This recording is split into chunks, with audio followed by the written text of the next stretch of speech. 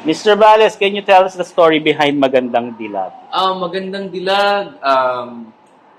Bale, nung first Miss Universe Philippines, ginawa talaga yung magandang dilag para sa pageant. So, parang meron lang 2 weeks para buuin yung song na sinulat ni Sir Kiko Salazar. And then, uh, naghanap sila ng singer para sa song. Isa ako doon sa mga singer na gumawa ng demo. And then, hindi nila sa akin sinabi kung sino yung ibang singer na gumawa ng demo. Pero I'm so lucky and blessed na ako napili.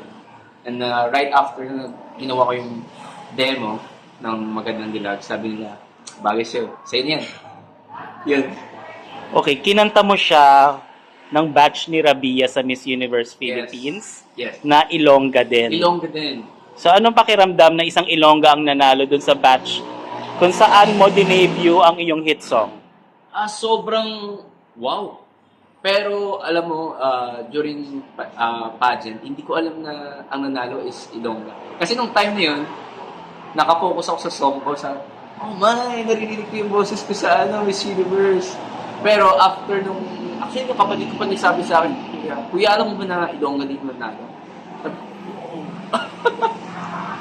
Sobrang nakaka-proud kasi nung time yun, parang nabigyan namin ng double kill na success ang hometown namin dito sa Iloilo. And ilang taon mo nang kinakanta ang Magandang Dilag pero this is the first time that you will use it to serenade your fellow Ilongga women. Parang 2019 natin yung song. 2019 yung song. Ang tagal na. First time ako kakanta sa Miss Iloilo, sa Dinagyang. Sobrang special siya. Actually, hindi ako makatulog kagabi. Sabi ko, oh man, parang unexpected na akong pinili na. Plus, kasama ko po si Rabia for this Dinagyang. What can we look forward to from you?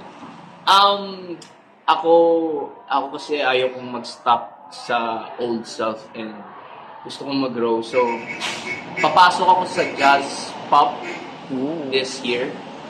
Marami na kaming natapos na song. Probably next month, may-release namin yung first single ko and then right after maybe an album. Yes, guys, follow nyo ako sa Instagram, Facebook, YouTube, JM Bales, and of course, on my Spotify account, JM Bales, para updated kayo sa mga bagong original songs na i-release ko.